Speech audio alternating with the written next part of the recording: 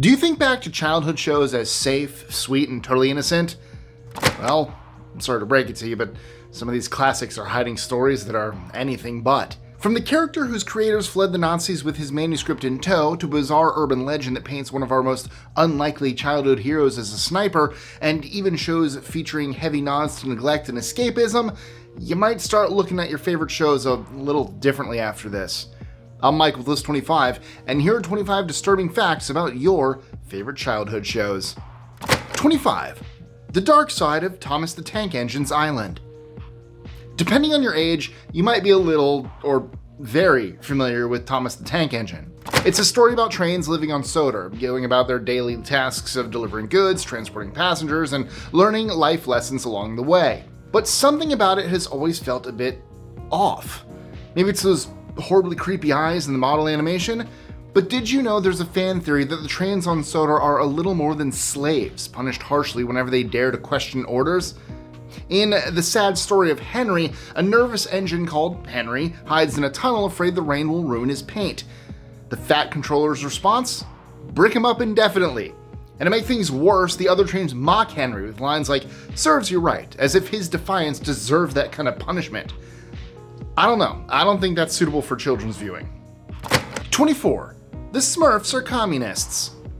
The Smurfs first appeared in 1958, and with their iconic blue color, thanks to Peyo's wife Janine, they quickly charmed audiences around the world. However, in the internet era, a theory has appeared that depicts the Smurfs as more than just cute blue creatures. According to some, the Smurfs represented communist ideals. And if you think about it, it kind of makes sense. They live in a money-free collectivist society where each Smurf works for the good of all, led by Papa Smurf, who sports a red hat and bears a resemblance to Karl Marx. Meanwhile, their enemy Gargamel symbolizes greedy capitalism, seeking only his own gain. Some even say Smurf stands for small men under red forces. 23. Curious George was created by refugees escaping the Nazis.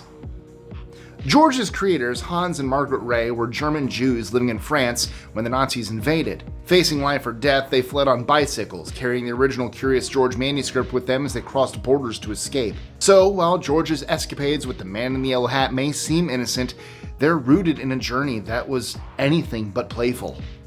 22. Scooby-Doo's RFK connection.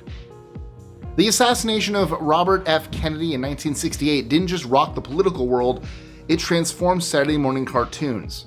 Before Scooby-Doo, networks filled Saturday mornings with action-packed violent shows like The Herculoids and Space Ghost.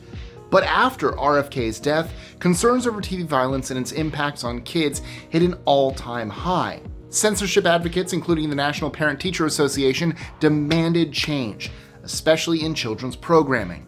In response, CBS and Hanna-Barbera moved away from dark superhero themes and by 1969 developed Scooby-Doo, Where Are You? Scooby-Doo's adventures had zero real danger, just a gang in a van unmasking monsters that were nothing more than people in disguise. 21. Rocko's Modern Life had some shockingly adult humor slipped in. Rocko's Modern Life aired on Nickelodeon, but it wasn't your typical kids show. Creator Joe Murray slipped in humor that went well over young viewers' heads, but left adults doing double takes. For instance, Rocko once worked as a phone sex operator, answering calls with the deadpan, "Oh baby, oh baby." Characters visited a fast food joint named Choky Chicken, and episodes bore titles like Schnitheads and Who Gives a Buck. Some plots touched on even darker themes, including Heifer getting milked in a barn and witnessing the JFK assassination. And yet, despite the occasional parental outrage, Nickelodeon not only allowed these edgy jokes, but actually gave Rocko's team the freedom to push the boundaries of children's TV. Go figure. Because we all know Laundry Day is a very dangerous day. 20. The Recess characters were based on Stereotypes. Recess might have been a staple of 90s kids TV, but if you take a look at it today, you'll see something unsettling. Each character fits a classic stereotype in an almost exaggerated way. From Spinelli as the tough girl to Mikey as the gentle giant, each child seems pigeonholed into one-dimensional roles. The show's creators never confirmed these were intentional stereotypes, but the overly defined roles have led some to see Recess as a subtle commentary on schoolyard social pressures and how kids often get labeled and boxed in too early. 19. Mr. Rogers' rumored kill count. Fred Rogers, the endlessly gentle face of Mr. Rogers' Neighborhood, must be one of the most beloved characters in children's television. But over the years, a crazy urban legend has painted him in a different picture, with some claiming that he was in fact a military sniper with hidden tattoos and a secret kill count. And somehow, the rumors gained traction. However, Fred never served in the military. He was a Presbyterian minister dedicated to helping kids. So where did that sniper myth come from?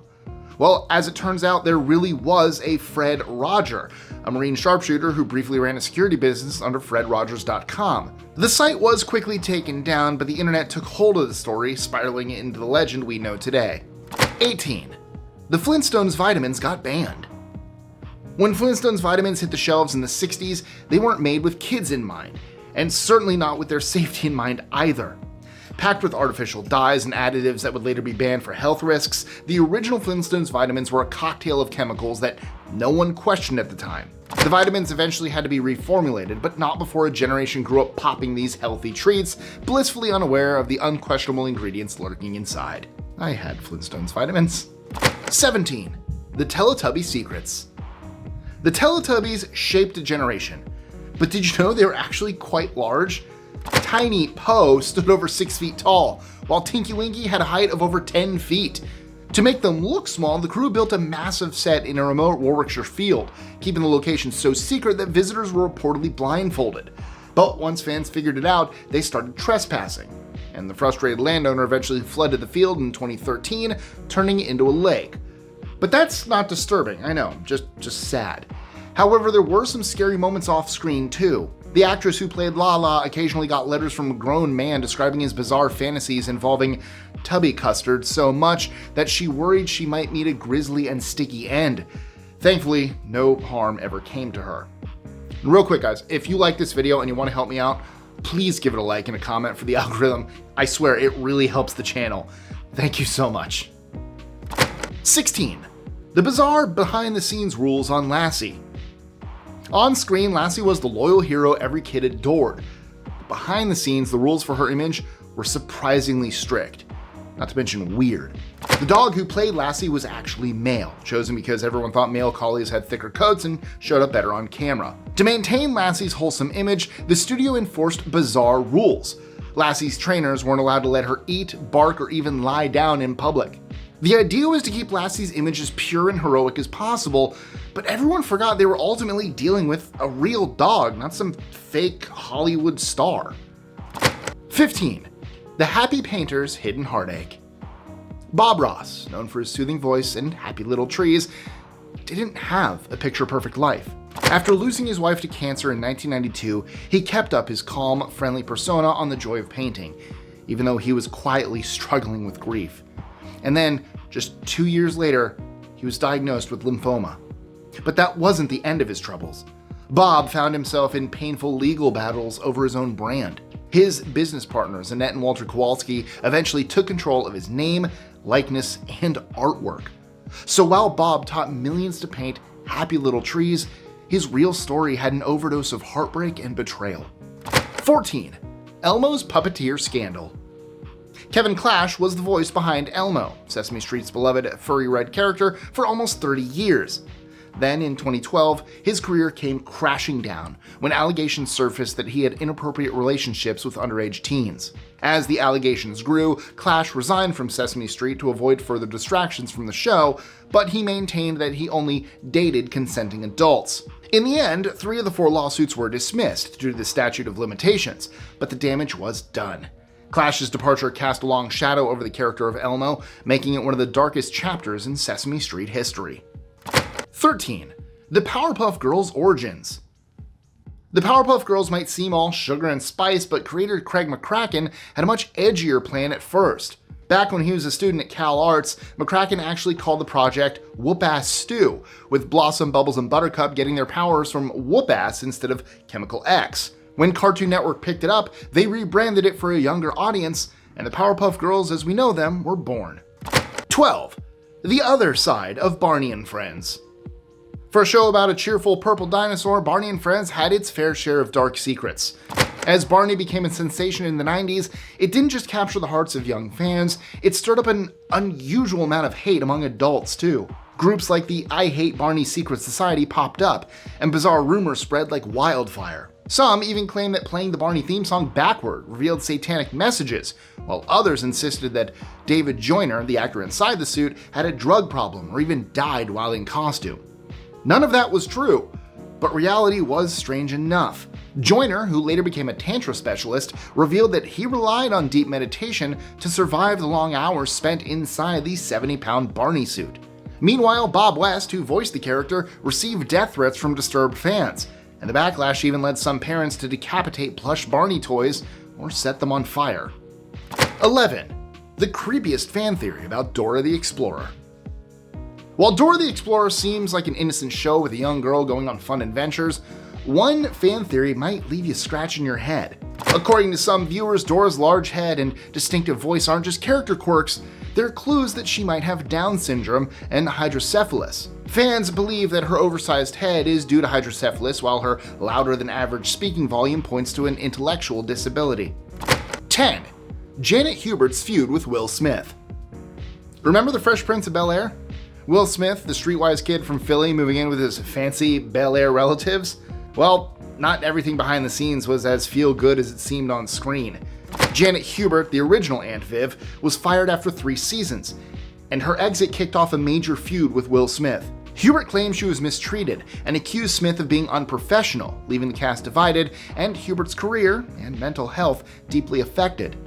The bitterness lasted for decades, with Hubert openly blaming Smith for her departure. Finally, nearly 30 years later, they publicly reconciled in 2020. But that long-standing rift left a pretty sour note in Fresh Prince history. 9. Alfonso Ribeiro's haunted past with childhood stardom. Well, since I'm on the topic of the Fresh Prince, let's talk about Alfonso Ribeiro, better known as Carlton. Long before he became everyone's favorite dancing cousin, Ribeiro was already a seasoned child star. He'd starred in the 80s show Silver Spoons and even danced alongside Michael Jackson in those iconic Pepsi commercials. But while it all looked glamorous, Ribeiro later shared that growing up in the spotlight took a real toll on him. The pressure left him with lasting anxiety and self-esteem issues. Playing Carlton on Fresh Prince brought him back into the limelight, but it also boxed him into a specific role. He struggled to shake the geeky cousin typecast. Finding work beyond Carlton wasn't easy, and that pressure to always be the same character haunted him long after the show ended. 8. Popeye the Sailor was a walking ad for the spinach industry. Everyone knows Popeye as the sailor who gets superhuman strength from eating spinach, but his famous catchphrase turned out to be one of the earliest examples of accidental content marketing, and maybe the most successful. In the 30s, the US spinach industry was struggling, and growers saw an opportunity in Popeye's popularity. They funded campaigns, even exaggerated research, claiming spinach had iron levels that gave superhuman benefits, a figure later debunked. This marketing tactic worked so well that spinach consumption in America shot up by 1/3, turning Popeye from a beloved cartoon character into an accidental mascot for the spinach industry. 7. The surprisingly heavy themes in Captain Planet. Captain Planet, he's our hero, he's going to take pollution down to zero.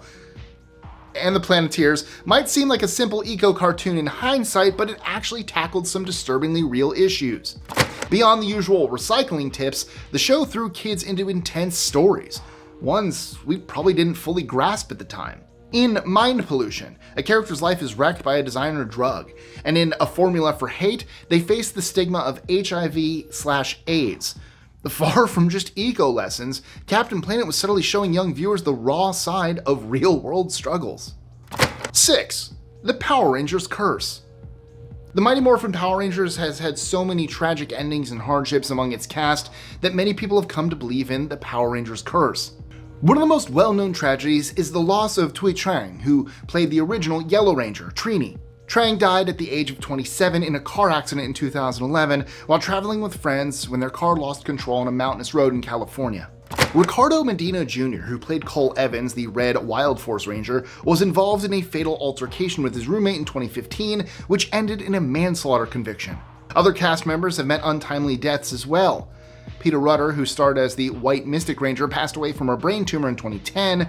Richard Janelle, who played Ernie, died of a heart attack at 47 in 2008. Even the voices behind the characters faced hardships. Bob Pappenbrook, a prominent voice actor in the series, died from lung disease at age 50, and Robert L. Manahan, the voice of Zordon, died of a heart aneurysm at only 43. 5. Rugrats had an anti-Semitic moment. If you loved Rugrats, well, you're not alone. But the story had layers that not everyone noticed at the time. Apart from the revelation of Chucky's mother's death, and hence Chucky's shy nature, their most controversial moment involved Tommy's grandpa Boris when he was shown in a synagogue. The Anti-Defamation League argued that Boris's design looked like the anti-Semitic caricatures used in Nazi propaganda, and their objections started this serious debate over whether Rugrats had unintentionally leaned into dangerous stereotypes. Nickelodeon stood by the character, but the incident opened up extensive discussions around Jewish representation, especially in children's programming, where thoughtful portrayals matter more than ever. 4. Helga's mother and the sad truth behind her smoothies. Have you ever wondered why Helga's mom, Miriam, in Hey Arnold always seems so out of it, mumbling and looking tired with her constant smoothies in hand? Well, those smoothies weren't just fruity drinks.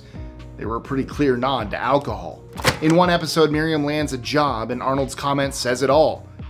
Did she get her license back? Hinting at a history with DUIs.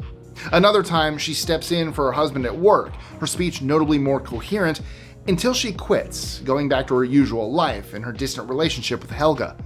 The show never spelled it out, but looking back, Miriam's storyline was actually far from funny. 3. The Peanuts characters had real-life mental health issues. On the surface, Peanuts feels like a charming comic strip, but some fans and experts see a deeper psychological side to the characters, especially with Charlie Brown. His constant anxiety and self-doubt suggests he might have been struggling with avoidant personality disorder, or APD. People with APD feel anxious in everyday situations, fear being perceived as inferior, and often find social connections difficult. Then there's Linus's dependency on his security blanket, and Lucy's bossiness all hint at deeper issues. Charles Schultz, the creator, never confirmed any diagnosis, but he did say he poured his own struggles into the characters. 2. The Fairly OddParents explores themes of neglect and escapism.